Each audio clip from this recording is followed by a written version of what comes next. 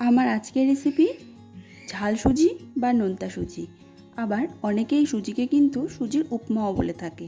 সুজির এই রেসিপিটা কিন্তু একদমই সহজ, ঘরোয়া উপকরণে ঝটপট এটা বানিয়ে নেওয়া যায়। সন্ধেবেলার টিফিনে বা সকালবেলার জলখাবারে এটা কিন্তু বানিয়ে নেওয়া যেতে পারে। তাছাড়া বাচ্চারাও এটা খেতে পছন্দ করে, তাই বাচ্চাদের টিফিনেও কিন্তু এই সুজির রেসিপিটা দেওয়া যেতে পারে। তো চলো বন্ধুরা, রেসিপিটা শুরু করা যাক। সুজির উপমা বা ঝাল সুজি বানানোর জন্য আমি প্রথমে একটা কড়াইতে সুজিটা দিয়ে দিলাম। তোমরা তোমাদের পরিমাণ বুঝে সুজিটা নেবে। শুকনো খোলায় আমি কিছুক্ষণ সুজিটাকে ভেজে নেব। সুজিটা আমার ভাজা হয়ে গেছে, 1 থেকে 2 মিনিট ভেজে নিলেই হবে। এটাকে আমি তুলে নিচ্ছি। তারপর কড়াই বসিয়ে কড়াইতে সামান্য তেল দিয়ে দিলাম। এবার এখানে কয়েকটা কাজু বাদাম আর বাদাম দিয়ে আমি হালকা করে ভেজে নিচ্ছি। বাদাম আর কাজু বাদামটা আমার ভাজা হয়ে গেছে, এটাকে আমি তুলে সাইড করে রেখে দিচ্ছি। এবারে ওই তেলের মধ্যে আমি দিয়ে দিচ্ছি গাজর। আমি গাজর আর আলু দুটোই কিন্তু স্কোয়ার শেপ করে কেটে নিয়েছি, ছোট ছোট করে। এই ঝাল সুজির মধ্যে কিন্তু আরও কয়েক রকমের সবজি তোমরা অ্যাড করতে পারো। বিভিন্ন রকম সবজি দিয়েও কিন্তু এই উপমাটা খেতে বেশ ভালোই লাগে। তো আমি শুধু এখানে আলু আর গাজর দিয়েছি। হালকা একটু আলু আর গাজরটাকে ভেজে নেওয়ার পরে আমি এখানে পেঁয়াজ কুচি আর লঙ্কা কুচি দিয়ে দিলাম। পেঁয়াজ কুচি আর লঙ্কা কুচিটাকে কিন্তু খুব বেশি ভাজা যাবে না, এটা একটু কাঁচা কাঁচা থাকলেই এই উপমাটা খেতে ভালো লাগবে। তো হালকা আমি একটু ভেজে নিয়ে এখানে দিয়ে দিচ্ছি পরিমাণ মতো হলুদ গুঁড়ো, স্বাদ মতো লবণ, আর দিয়ে দিলাম একটু জিরে গুঁড়ো। দিয়ে খুব ভালোভাবে আলু আর গাজরটাকে আমি আরেকটু নাড়াচাড়া করে নিচ্ছি। এবারে আমি এখানে দিয়ে দিচ্ছি ভেজে রাখা সুজি। সুজিটাকে দিয়ে খুব ভালোভাবে একটু নাড়াচাড়া করে নিতে হবে।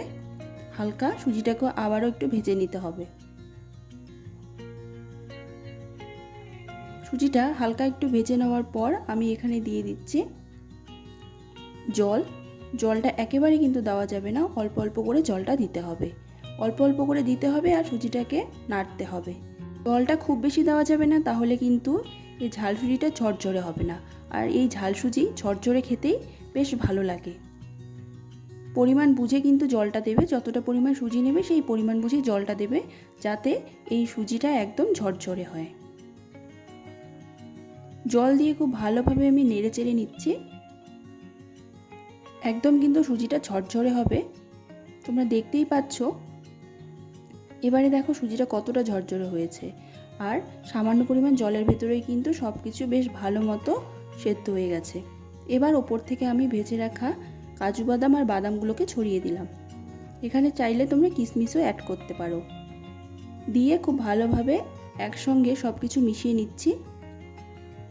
আর এভাবে অনবরত কিন্তু নাড়তে হবে, তাহলেই সুজিটা একদম ঝরঝরে হবে। কোনো কারণে যদি এই সুজির মধ্যে জলটা বেশিও হয়ে যায়, সেক্ষেত্রে কিন্তু তোমরা শেষ পর্যায়ে এসে এক টুকরো এখানে লেবু চিপে দিতে পারো, তাহলেই সুজিটা একদম ঝরঝরে হবে। তো আমি লেবু চিপে দেইনি, কারণ আমার সুজিটা এমনিতেই ঝরঝরে হয়েছে। তো তারপরে আমি সুজিটাকে নামিয়ে নিলাম। একদম কিন্তু 10 মিনিটের ভিতরেই সুজিটা তৈরি হয়ে যায়। ঝটপট জলখাবারে এটা বানিয়ে নিতে পারো। সুজিটা দেখতেও কিন্তু বেশ ভালো লাগছে, আর একদমই ঝরঝরে হয়েছে। খুবই সহজ একটা রেসিপি আজকে আমি শেয়ার করলাম। আশা করছি রেসিপিটা তোমাদের ভালো লেগেছে।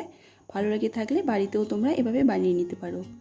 আর রেসিপিটা ভালো লাগলে অবশ্যই একটা লাইক আর কমেন্ট করে দিও। আজকের মতো রেসিপিটা এখানেই শেষ করছি বন্ধুরা। ফিরে আসবো নতুন কোনো রেসিপির সাথে। ততক্ষণে সবাই ভালো থেকো, সুস্থ থেকো।